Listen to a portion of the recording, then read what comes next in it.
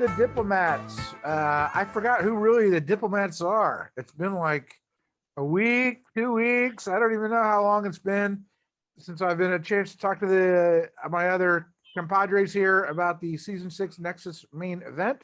We are brought to you by diplomacybriefing.com, where you can get all your internet diplomacy news in your mailbox for free each week. Just sign up at diplomacybriefing.com. All right. Ditches, Hand, how are you guys doing? It does feel like it's been a long time. It's been a long time. Yeah. What, like a week and a half, maybe? I don't even know. I have no idea what's going on anymore. Yeah. I can't really remember the game, but I can remember this great cartoon Lady Razor did. Hand, why don't you tell us about your being poached by the Diplomacy Broadcast Network? You're threatening to leave the diplomats and take your talents to DBN, where you can comment, but you'll be appearing on Deadline News with David Hood this month. I will be. I did feel a little bit intimidated. I kind of talked to some top Nexus people about their ideas on this topic of player motivation, such as revenge and morality in various situations. I try to represent our community a little more than my own ideas, but of course, I couldn't help but sass my elders a little bit, and some of me came out. But it was fun. It was fun. At one point, David Hood referred to me as Loki, the Norse trickster god, which was probably one of the most flattering things that's ever happened to me, and it was a good time. However, I'm not threatening to defect. I'm not threatening to defect at all. In fact, I think the reason for my eventual departure will be not losing interest in Nexus, but rather kind of a chagrined disappointment.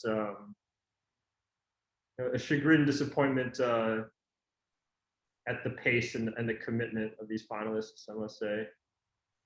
I was messaged by a player who shall remain nameless, but I will say it's an active player, so 1 of 6. So it was not Pez, who messaged me to say, we're getting it all wrong, that while it doesn't look very exciting on the board and there's a lot of admission that the players are intensely negotiating, there's lots of great press, there's and there's a lot of effort being made from everyone to try and win the game.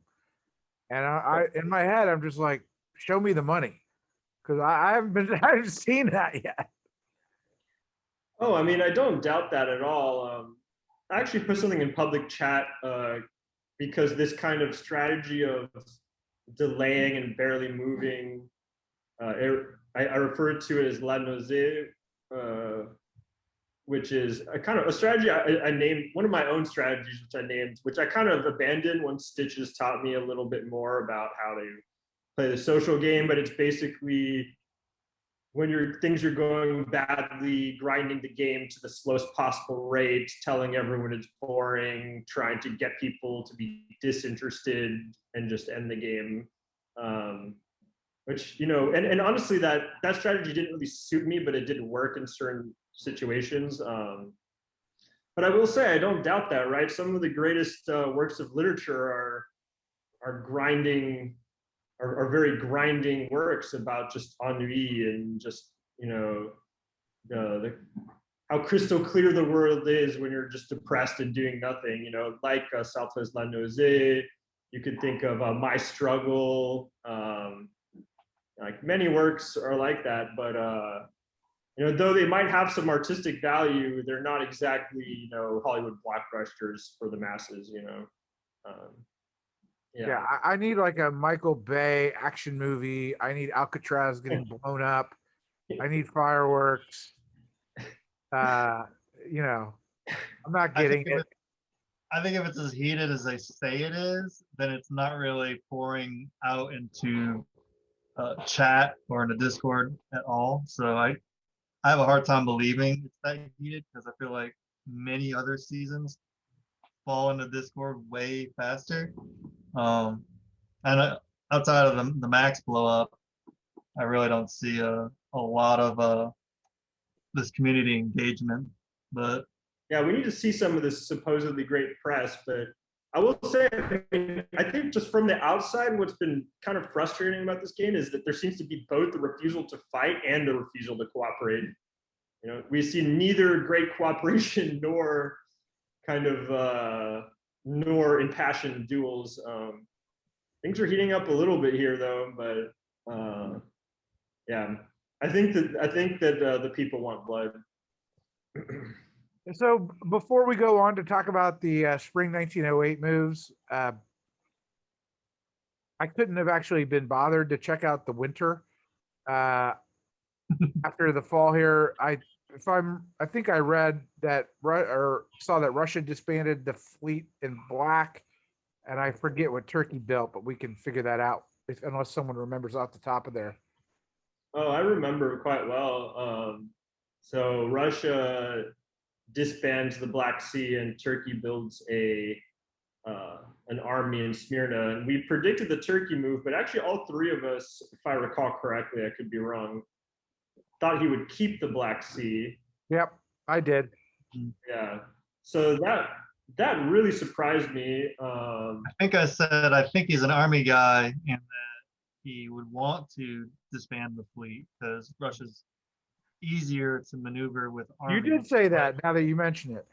But I still thought that he would see value in that Black Sea fleet just because it buys you an extra season. Even me, I agree with his philosophy of keeping armies, but that fleet's actually really useful in a good position. But yeah, I found it really surprising, and I thought it was a testament to, at least when I saw it, I thought it was such a testament to Tangi's diplomatic skill. It reminded me of when he built a fleet in Smyrna and Italy didn't respond. He just seems to be able to do whatever he wants, and then especially when it comes to the build phases, he just seems to have a kind of mastery.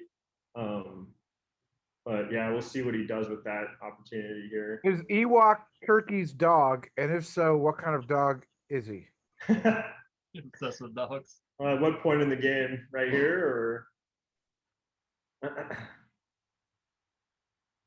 Oh man. I mean, it's clearly a pro-Turkish move, right? It's a move. Disbanding that fleet in the black by Russia is we need to go back to work together. We need to go back to square one. We can get past this. It's not, things aren't as bad as they seem. I mean, right? Not necessarily, because armies can move around a lot better and pivot more. So I think it still suits Ewok's style. So I think it's win-win for him. You can spin it as diplomacy, but for him, it's just the easier tactical decision. I mean, it's complicated. Yeah, it is complicated in the sense that, well, it all comes together when we see the moves, but it was a risk. It was a risk because this is a race to 8 centers at this point, even though Turkey is the tiebreaker, and disbanding the Black Sea makes Sevastopol a really tempting target for your 8th center, because I don't really see a great path to any other center, to be frank. So, well, yeah. I mean, luckily for Russia, England's under a lot of pressure. We can commit further south, but okay. I mean, we seem to start a lot down in the southeast, and I see no reason not to do it this time. What do you see going on here, and why is Sevastopol cutting Romania? If for no other reason, they'll try and get Serbia for Russia. How could he have thought that would work? Why is Sevastopol cutting Romania? I guess they can't get it together. I thought that they might be cooperating, which is disbanding fleet black, but now that doesn't look like RT cooperation to me. So this is how it goes, right? So Turkey could only defend Serbia or Romania, right? Assuming that Russia was going to attack him, which Russia, all right, there's a possibility. There's a guess. Yeah. So actually, it's interesting. I mean, I think that defending Serbia was actually a risky twofold thought, because Romania is definitely the more obvious target here. Well, Romania can it can retreat to Galicia. It can, but I mean, when I glanced at this, which I did before the moves went through, what I thought the optimal move would be to fill both Galicia and Ukraine and try to pop that army in Romania. In a sense, Turkey actually got really lucky that that move isn't what Russia did, because that army in Romania would be gone. He'd be down an army, and Russia would have a pretty good position on him at that point. Yeah, Romania was the safe attack for Russia. He actually was playing very risky leaving Trieste. Yeah. So that was actually very lucky for Turkey to guess that way. But yeah, it looks like Turkey did mostly pro-Russian moves, and Russia did nothing but stab. Is this an agreed taking of Trieste by Italy, saying, I need a fleet more than you need an army, and I'll go in Trieste and no threat to you in Vienna later on? Or are we still just seeing the East not being able to work out what's going on?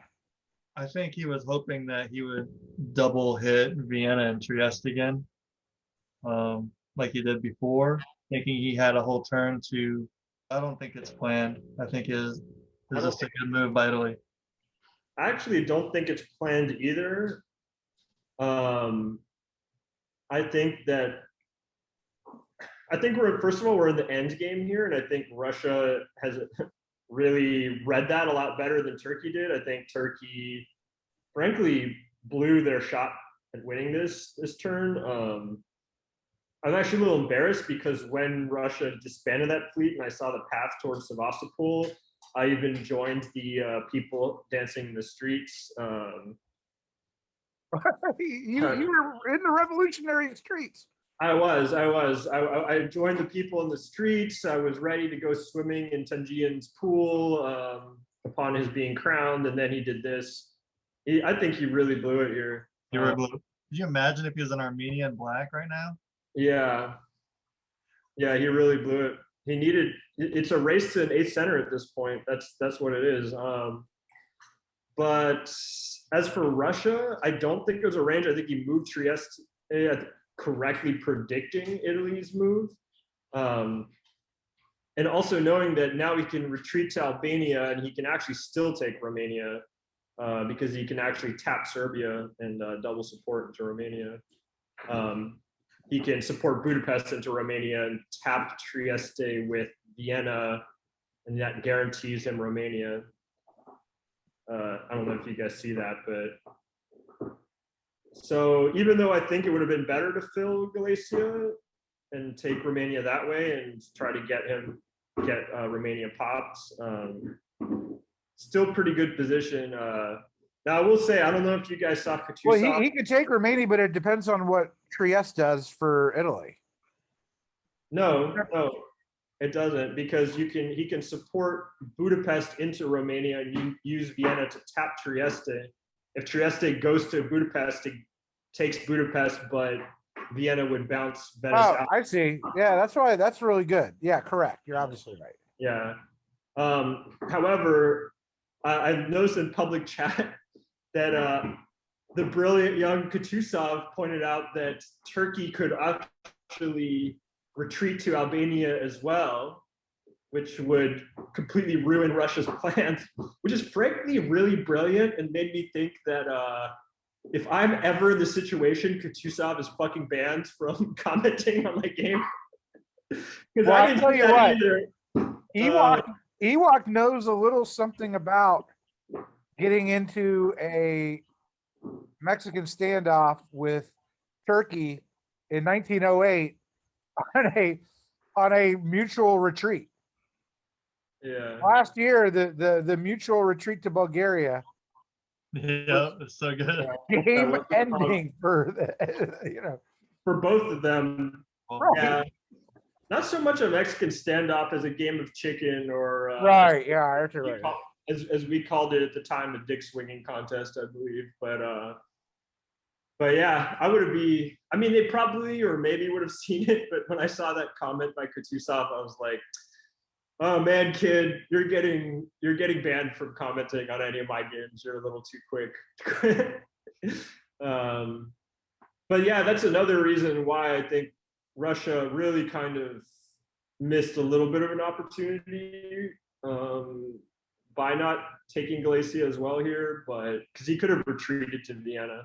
But still, I still have to give him a lot of props once again. Whenever you think Ewok is cornered, he just slithers out of it. He really is a Houdini. You've got to give him that respect.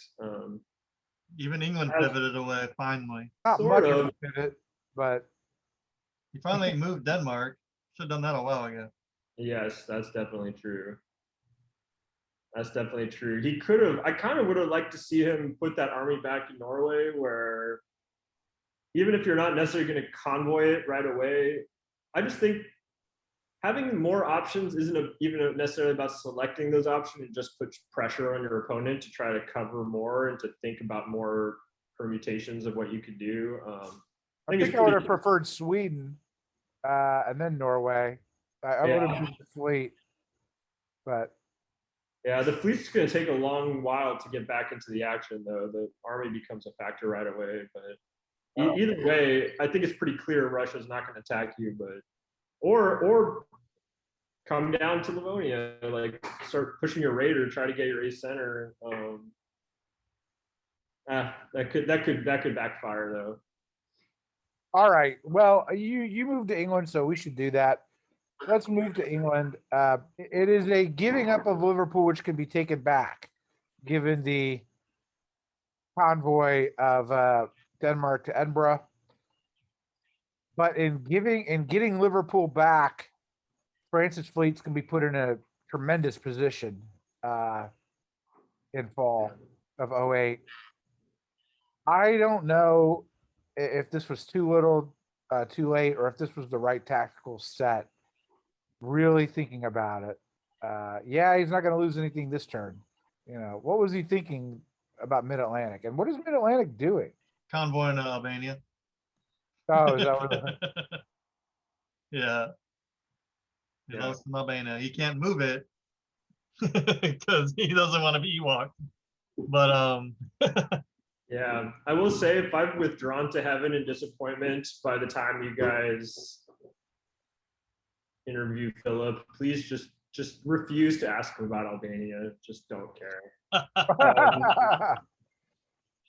All right. So what do we think about England's moves?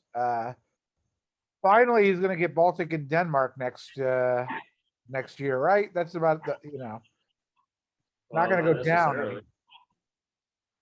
Oh, he's not going to go down, but like you mentioned, it's a pretty tough position because he has to support the RC into Liverpool. And that means he's probably almost certainly going to lose the English Channel. so he can hold it with North. He can't hold it with North. I guess he's got to hold it with So it's North, not- and he's going to just have to bounce in Denmark with Germany again. Yeah, that's what will happen. So yeah, he won't necessarily lose the English Channel, but the way to go is to move Mid-Atlantic to Irish, Brest to Mid-Atlantic, Gascony to Brest. yeah, That way you have everything covered and you have your fleets in a better position. yeah, and you could even hope for a bounce there. Start tightening the noose because English Channel can't move unless he thinks of that fold and he tries to move it. Moving English Channel, you can lose it. It just goes that fleet in North Atlantic is such a disaster. He could have stopped that a long time ago. He could have. At least you got an army on the island. That helps a lot. I mean, let's not. I don't really want to belabor it, but yeah, he could have filled all 3 tiles when he waived a build. He could have filled all 3 tiles when he retreated to Baltic, where he is now still stuck. Could have been in Kiel. Could have been in Kiel. Yeah, and it's tough to watch, and in a lot of ways, he's lucky it didn't happen earlier. I mean, France has been a little bit of a step behind where he could be for a while now, and England's pretty fortunate, I think, in that sense. I mean, he's not fortunate in the position he's in, but on the other hand, he could guess right here and still end up with 7, but You never know if France can support out of Liverpool and try to bounce that way. Yeah, France has a lot of options. The Oh, funny that's a thing great about point. see, It's really 50-50 guessing if he's going to support in. I was actually thinking a little bit about this game and how, because I don't know if you guys saw, I posted this article in public chat that was caught my eye. It's actually about fencing in the Olympics right now. Now, how they had to have this refusal to fight rule because with the incentives in the IPIT class, people would just literally lay down their weapon and then only fight for the last few seconds to get a touch and to win the game, which is kind of what's going on. Everyone thought they could just hold at 7 and fight at the end. But on the other hand, if you do that, then you get to a point where every little edge you get, every strategic tile you gain becomes absolutely crucial. So, whereas if they'd had a dynamic duel, they might have exchanged some tiles. Now that North Atlantic fleet just becomes such a that losing the North Atlantic becomes such a backbreaker. And then we could also talk about what Germany's doing here too. Well, it's pretty boring, but what I'm hoping for now that Burgundy has moved to Gascony, that England and Germany get together and be like, hey guys, this game sucks for both of us right now. Why don't we just take Belgium and Holland, which could be done in the fall, right? I mean, I was looking at this move and a little bit wondering what Germany was thinking here, because what England is doing is pretty obvious. Even if you had no communication, you could guess this. You don't want the fleet in the Baltic because it threatens 2 of your centers and pins you down.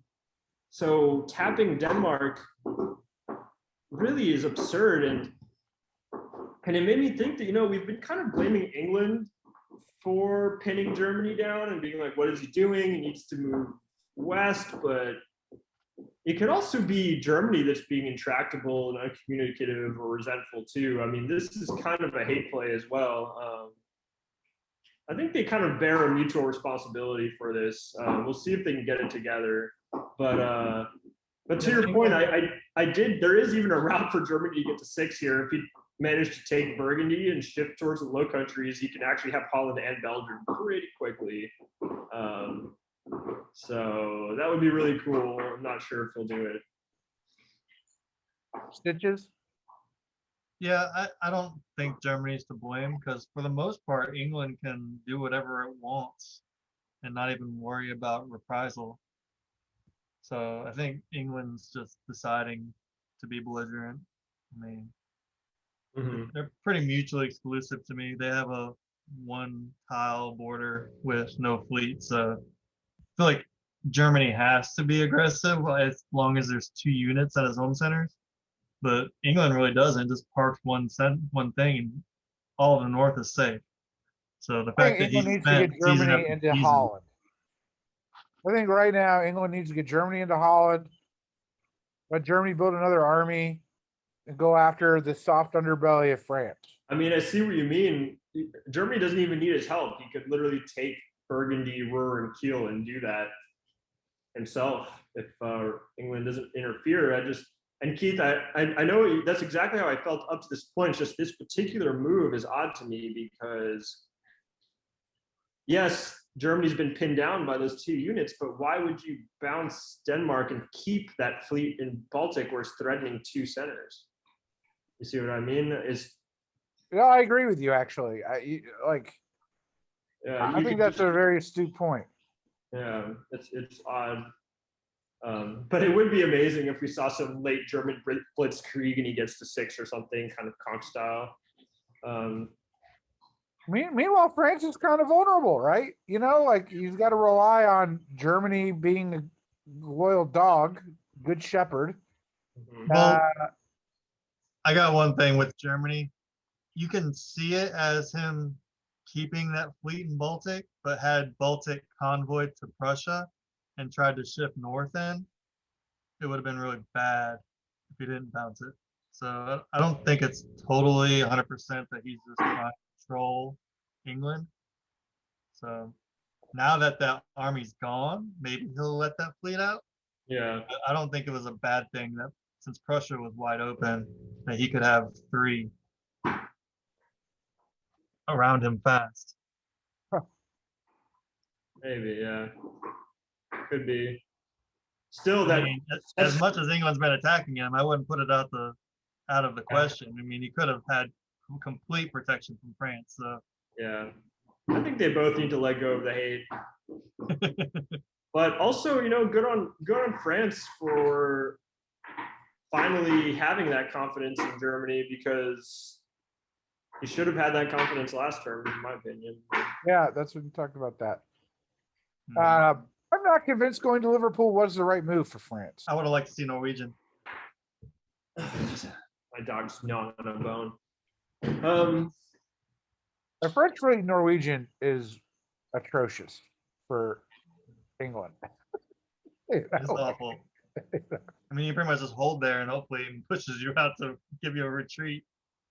A But lot of problems, right? Yeah, it doesn't. I mean, the move to Liverpool also isn't bad either, though. It's a good. I mean, the move to Norwegian is less likely to be blocked, I would say. So in a vacuum, it might be better. But I mean, it was a pretty good guess to tap Liverpool, and the move to Gascony is kind of interesting too, because I think his thought process might have partially been that had that move been blocked, then he has that convoy line still, which he might not use. But again, it's the more options you have, the more your opponent has to scramble. So I actually think this was a pretty good prediction by France, even the hold in the MAO. I kind of see the move that Great Britain was trying to counter here. The Mid-Atlantic to Irish supported by North Atlantic. That's Yeah. clearly what England thought France was going to do, right? Yeah, and so France outguessed them. That's always nice. They've had some okay duels between bouts of just kind of laying down their IP and waiting. So I think I'm pretty happy with what France did, if we're just talking about this turn. I mean, I like it, but I wish he would have had that army in Gascony a long time ago. Yeah, same. And then he could just convoy in. That would have been a bigger nightmare. Oh my God, yeah, if he had done that last turn, he would have had this game pretty locked down at this point. He'd be in Clyde. All right. Well, I guess we should talk about the big winner, at least by forced retreats of opponents, which would be Italy, getting a retreat Italy. of Russia and Trieste and a retreat of Turkey and the Ionian. Ironically, it would be fantastic for Italy if they both blew up, right? I don't know, but That's true. and I'm not Yeah.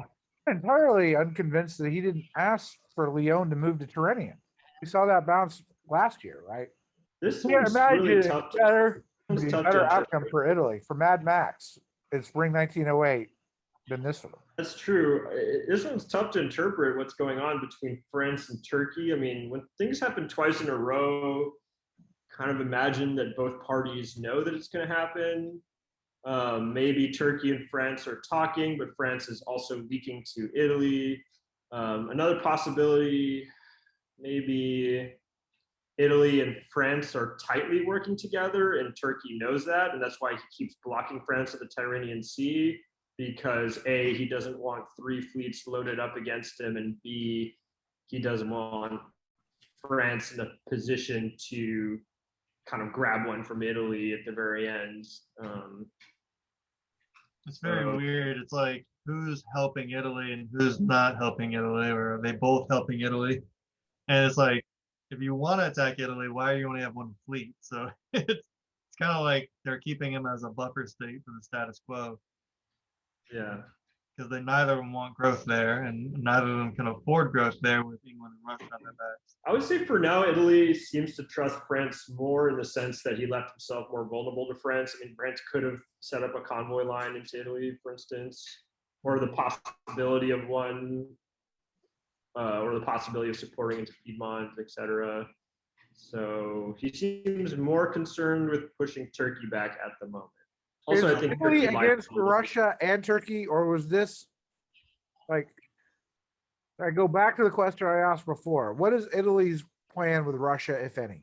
I think Italy was kind of honest in his public proclamation that he wanted Russia hanged, and I think Russia's actually using it to even predict Italy's moves at this point, rather than it being a necessarily cooperation.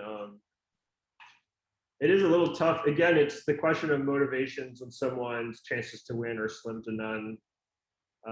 Always come into play. Okay, so does that mean Russia will refrain from taking Romania? Because, or we see an East where each person is fighting the other two simultaneously, right? See, I was looking at some of the pub comments, and I really think some of the people are making the same mistake. Maybe some of maybe it's just the different communities they play in, but we're kind of reaching the point in the game where alliance structures are going to start breaking down to some extent. And people are going to be taking what they can and just trying to stay within reach of some form of contention, or just following on the tracks of whatever goal they've set themselves at this point. So I don't think, yeah. We have a very few hard rules in the Nexus main event finals, but I've broken this rule and others have broken this rule, most notably EVR last year. But I'll call it Umble's rule of never give away a center to anyone in fall 1908. Will we see somebody help another country into a center in 08? I don't even know if that's possible. Well, in Turkey, maybe, but right. I mean, I think it's possible down there. it's possible. Yeah, I don't see it really. I don't really see it happening. I mean, I think that the only, if I had to choose a possibility, it would be Italy throwing to France. I think England has to be kicking himself, right? The stab. We're just going back to this. The EF would have rolled through this, you know, butter of an East that hated each other with a Pez that would have been as Hand would say, a guerrilla behind the lines. You know, like, He could have locked up the North. 12-12 right now. I mean, it's not just that. If you had just built, again, like Riaz, we're not trying to pick on you. I actually think Riaz's play has been a little bit almost depressed since the board kind of pulled him down from his pedestal after that stab. Because his moves have been a little listless, or maybe something else is going on. But I really think if he had built all three, if he had filled up those three in the West, he would have had a pretty good chance to win this. I mean, we all called it Baltic. He had so many chances. He's still going to be tied for the board top. Yeah, but he's first, so he's the first loser. Yeah. Russia still remaining. He wins if it stays at 7. He'd have to play very well to not lose a center too, I think, at this point, though, unless Germany turns. Okay, so let's go then to sort of a new segment here, which is, what do I have to do to win? What does Turkey have to do for him to win? Like, if you're Turkey, what does he have to do? What does he have to hope for? What does he want? The time machine and go back to last season so he can actually pressure Sevastopol. Yeah. I don't know what he's going to do, because he could screw Russia by going to Albania, but if he loses Romania, then he's got no extra fleet there anymore. That's your disband. I cannot believe, I mean, his moves in Anatolia are so bad. He lost all pressure. He had the vice. He went back with Russia, even though he had the upper hand. I mean, like, did he not see that Romania is under threat at all? Like, the move to the Black Sea, I just don't see the point of appeasing Russia here at all. Even if you want to be with Russia, hold the Black Sea as some forced trust. Say I need the Black Sea to defend Romania. That would have probably kept Russia from even doing what he did, because he would have seen that it was impossible. Yeah. Or at least moving Smyrna to Armenia for some pressure. Yeah. Nothing. It's almost like he thought he was going to get a convoy line into Italy, maybe, or something. I don't know what he was thinking there. What does he need to do to win? Yeah. So if Russia does get a successful retreat to Albania, which we could call it the Kutuzov conundrum right here. You know, on one hand, you could stop Russia from taking Romania by also retreating there, but also you could tell Russia to take Trieste back and that you'll help them. I mean, you might need to kind of just try to realign with Russia here to some extent. Pretty dangerous though. Russia has a pretty good position on you. Luckily, not as good as it could be, but I think he needs to pivot back to the Black Sea and Armenia, put pressure back on. He gave him a chance, he failed. yeah. And maybe scissor move on to Budapest. Hopefully one will walk in. I don't know. I mean, it's just Romania yeah. will. You need to. I'm going to you give need an to- if you- unusual bit of advice to Turkey. I think he needs to engage in raw consequentialist short-term thinking, which is usually bad in diplomacy. But like, he is not going to grow through Italy. Okay, he's not going to grow through Italy. Period. There's only one place for him to grow, and he's got to grow. He's got to get to 8 minimum. 9 things shake out a lot in the end, right? So 9 is safe for him to win, I would think. But He can still win at 7, but yeah, eight's pretty good. I think I mean, he got it's just sad too because long term. Russia soft stabbed him. You know, I mean, like I really do understand sticking with someone who really stood by your side all game long. Like you even have a reason to do this. It's like he took his fine bottle out of the cellar of resentment and only had one glass. I mean, you're supposed to drink the whole bottle, you know. He was happy with his glass. He's like, he just painted black. I win. I finally got that fleet gone by a set. Yeah, very odd. All right, what does Russia need to do to win? If I'm Russia, if I'm Ewok, which I wouldn't want to be, what would I do? It's tough. The move I suggested where he fills Galicia would have been really good. Russia actually did really well there. I mean, I can't believe Turkey, if you're not going to defend Romania, you've got to bounce. You've got to move to Ukraine.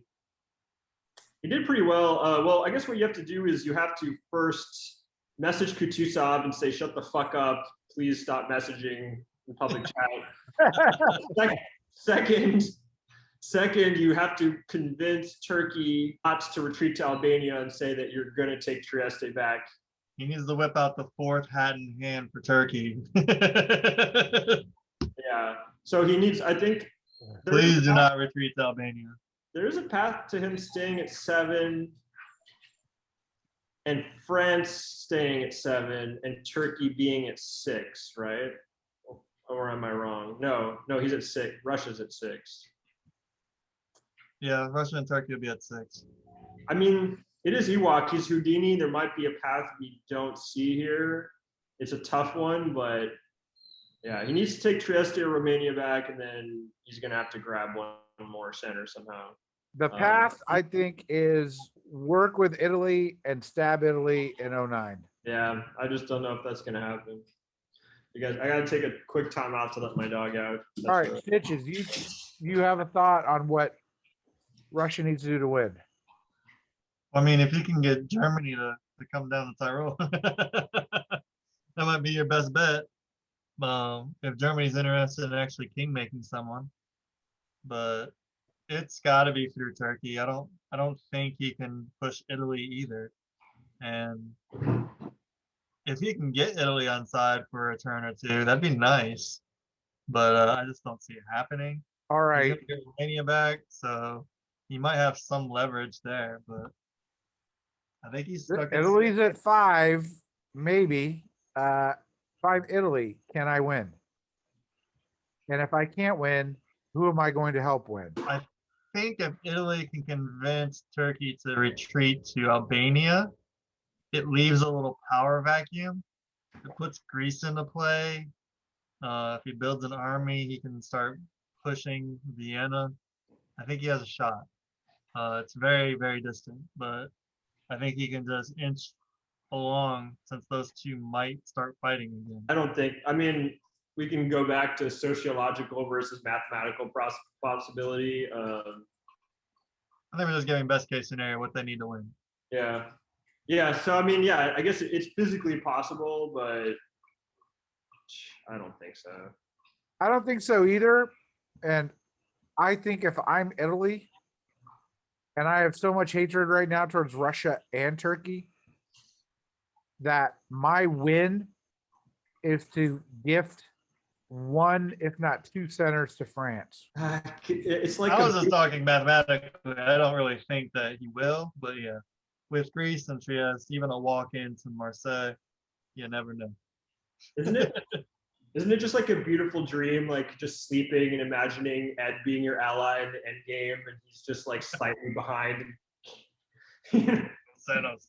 Well, I always say I'd rather get my centers without effort than with effort. Yeah, yeah.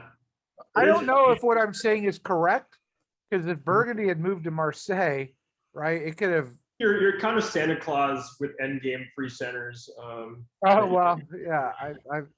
Although Yeah. I wasn't doing, I didn't realize I was throwing the game when that happened. I actually thought I had a chance.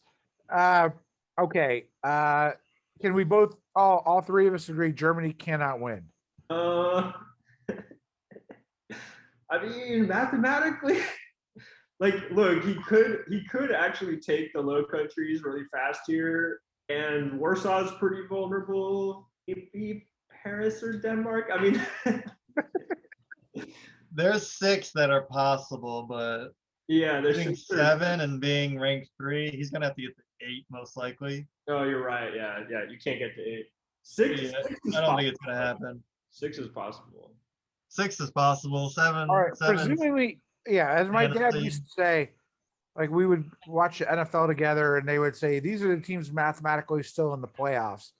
And kind of like what you're saying, Ian, but my dad would go, whenever you hear mathematically, you know it's over. Yeah. Like that word means that team's not making the playoffs. Yeah. So if I'm Germany, do I try myself to king make with France? Yeah.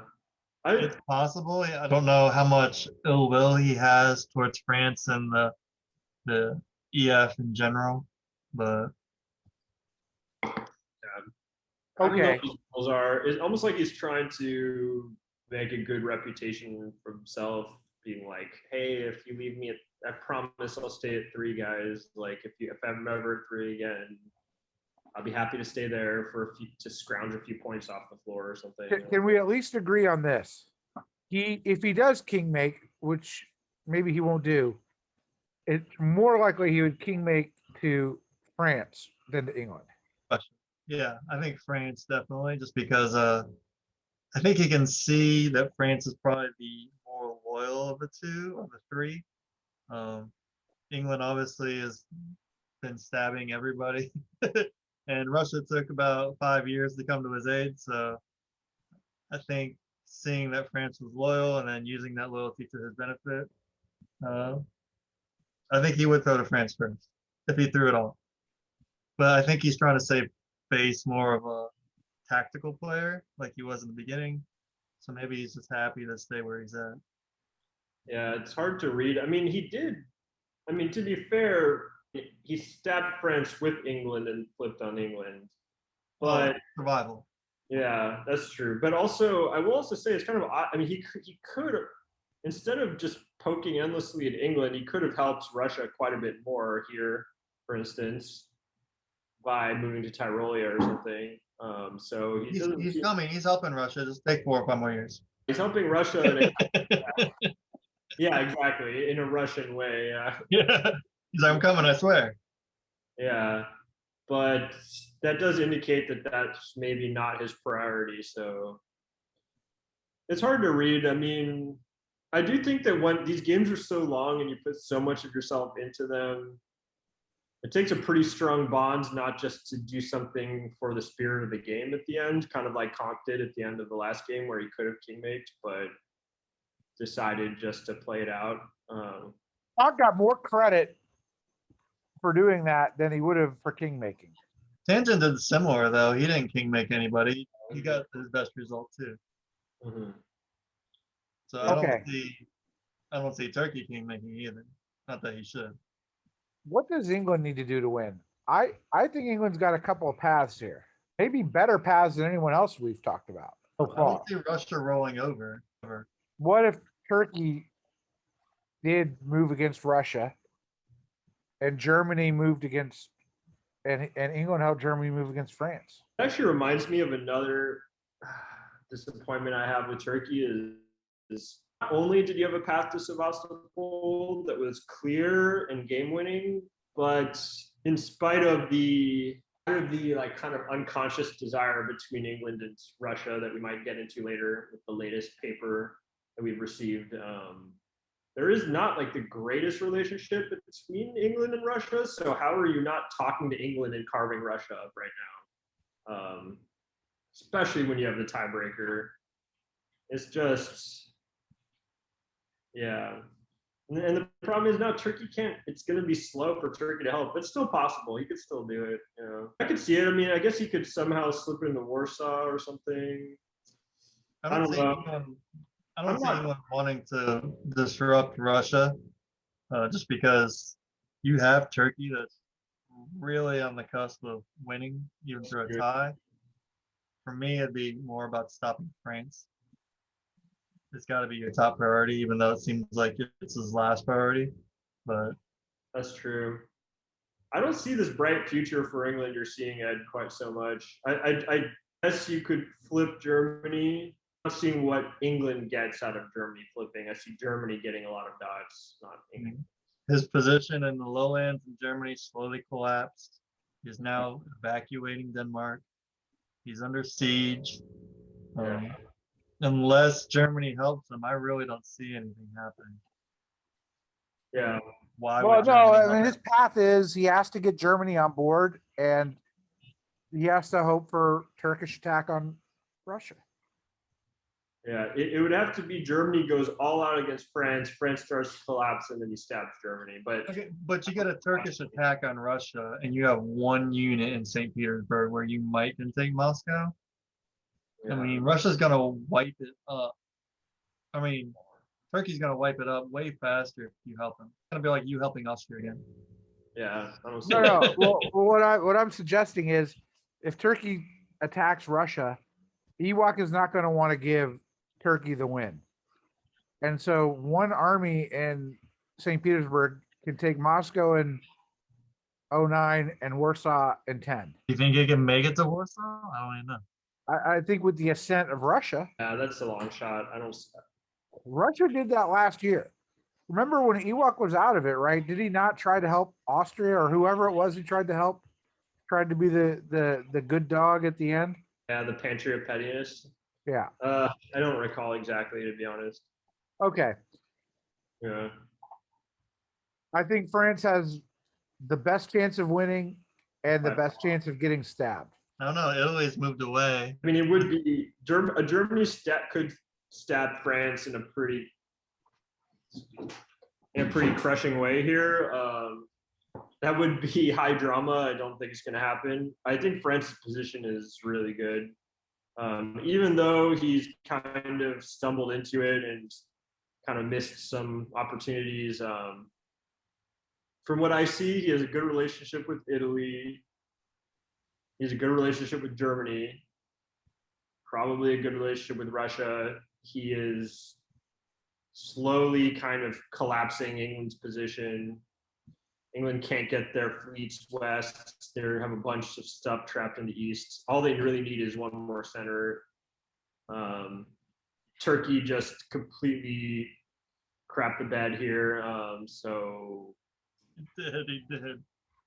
France really, this is France's game to lose now. Yeah, I think if Germany stabs France, it helps England more than it helps Germany. If Germany's motivation is increasing supply centers, he may not care. Yeah. He may not.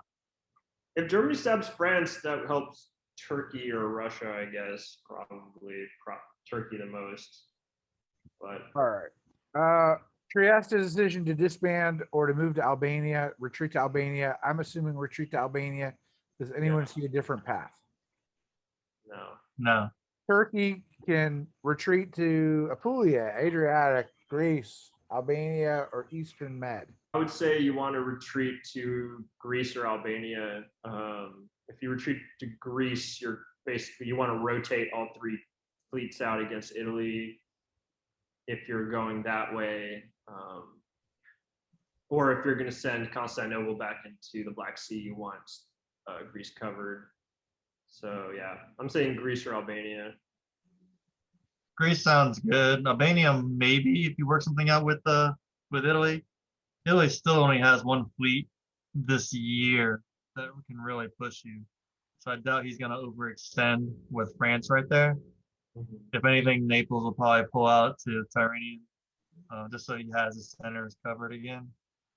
So Greece is probably safe, but I think he can easily force disband Albania and still cover Greece with the Aegean if he really wanted to.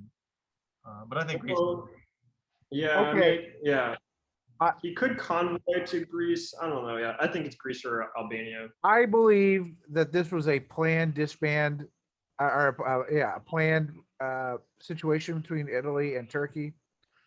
And my strong belief here is Turkey will retreat to Albania. There will be a double disband, and Turkey will move against Russia in the fall. I understand that spring might have been optimal, but I think he set it up. And if it wasn't set up, this would be a good way to do it. You're laughing, Hand. You think this is all crap? Why would you move against Italy just to be stabbed in the back by Russia? That doesn't make any sense as far as Wait, what do you mean? you would have taken He didn't move If you had a against plan, Italy. you would have taken the black. I feel like Ed. I feel like you're either thinking He's on acid. dimension that is so far beyond my thinking, or you're just First of all, I'm on the unknown Focus sevenfold. I'm on the sevenfold thinking. Yeah, that's definitely the What is in that cigar? Like I But I think mean- he's working with Italy entirely. I think Italy can persuade him to work together at this point, and that's very plausible. That this thing point, I was don't think he existing worked with anyways. I'm not entirely convinced that Turkey didn't move to Tyrrhenian to help Italy That's with possible. with France. He knew he was going to Just lose why would Ionia. he take the Black Sea, though? Why So, would so he's helping Italy, and then he's moving away from Russia, so he's just not attacking anybody. He just wants to He's hold not what he's got. moving away from Russia. He's just setting a more brutal stab to come. He's just waiting for Russia to surround him and take Yeah. Romania from him. I just don't think I think he would have taken the Black Sea and come up with a reason to do so if that was the case. But there is a possible world in which that's true. No, there's not. I think we're about to see That might be Kraken. the weirdest thing I've ever. The Kraken is about to be unleashed against Russia. Any second now. Any second. It's about to be unleashed. And is that a new tattoo? No, I haven't got a new tattoo in 12 years. My last question, at least for now, is Hand. Do you think Nexus has like a? You mentioned it earlier in your talk with DBN. Like, there's an agreed upon method of how to think about player motivations and stabs and all the rest of it. 'Cause I think Nexus is so varied that it's hard to predict. Unagreed upon? Well, I mean, if I don't believe in community feelings, right? I'm an individualist by nature, and I think you can explain most people by always thinking what is in that person's best interest, and will they, I think that's how people play diplomacy. And I mean, Play that way. yeah, I don't really play that way either. Yeah, I don't know if I could. I don't know if I could generalize here. I mean, I will say, like in a press game, I think that vengeance comes in a different flavor than in my limited experience of face to face, where it's more of an angry vengeance. Nexus lends itself a little more to like the kind of revenge that is served cold. Yeah, so I would say that's like a major difference. I would say that people tend to overestimate the power of gratitude. Though some people, like for instance, I believe in gratitude to a very strong extent until someone does something to make me feel it less. But for instance, one thing, Ed, is that you've always been someone who loves to cultivate who you're bringing into the next round or the finals, and I think I've always told you that I feel like you can be at times a little naive to think that the people you're bringing with you are going to necessarily help. It's tough, and also I have to say, like, my mastery of finals motivations is poor, as you can see in my performance. Like, I understand motivation in more of a that's one of the biggest challenges of Nexus play, is the great disconnect between regular season and finals play. Anyone who wants to win a finals, you should not be like me and just spend a month like in a dissolute lifestyle before the finals, and maybe like research it and think about how it's going to change your play. Play a lot of They sleep certainly and- had a lot of time to think in this game with all the delays. And then I said that was last, but that's not true. You have solicited fan fiction. Yes, How's that going? it was very depressing. I really didn't think I was going to get a single entry, and To read, so yeah. to write something worthwhile reading. I haven't read it yet. I mean, we can pull it up if you have it. Yeah, I can pull it up. I would say it is worthwhile, actually. I should say it is. And as I wait for you to pull it up, I'll say, in some ways it doesn't quite live up to the first essay she wrote. I mean, if for our listeners who might be jumping in now, you might recall that they came up with the thesis that Churchill and Stalin were in love, which had, being someone whose historical knowledge has not been updated in 30 years, he dismissed, as lacking evidence, but we kind of showed that was incorrect, and proved the theory. But this, fake news of diplomacy. and though this one kind of lacks some of the pathos of their original essay, for instance, only one kind of alcohol is consumed. I like how it builds upon, it almost raises the grade of the first one as you start to realize that this is about Riaz and Ewok's specific love, and not just the kind of mythic love between England and Russia, Churchill and Stalin. I will point out that they are referring to the semifinals game I was in which I was Russia and witnessing the stab. The stab of me also by Ewok. I enjoyed the background. I actually didn't know that. I kind of vaguely knew that there had been drama, but tuned it out. But this really brought to the fore that Tenji and Ewok, Riaz, that they have this like history, that they're almost replaying past dramas here. I feel like this is a build on our fan fiction of the Nexus history. Now here you're really getting to the scroll up a little bit. That the scene of where they break through their repression is really the best. Yeah, very good. I would almost say that this is a solid B, but it raises their previous paper to an A, because the previous paper becomes a poetic preamble to the dramatic reveal of the. Well, if we grade on a curve, it's F for everybody else. Yeah, exactly. I'm pro to B right now for many reasons, so I'm fine with the grade of this paper being good. I'll never agree on Stalin and Churchill. Okay. So thanks, both of you. And don't leave us yet. Stitches, talk more. I'll talk last. Happy weekend to you both. I'm glad the game's going back on. Hopefully this we'll see some fireworks soon. We have to. Someone's got to go for it. Someone's going to have to put themselves out there. Thanks to diplomacybriefing.com. Thanks, gentlemen, and good night. Night. Good night.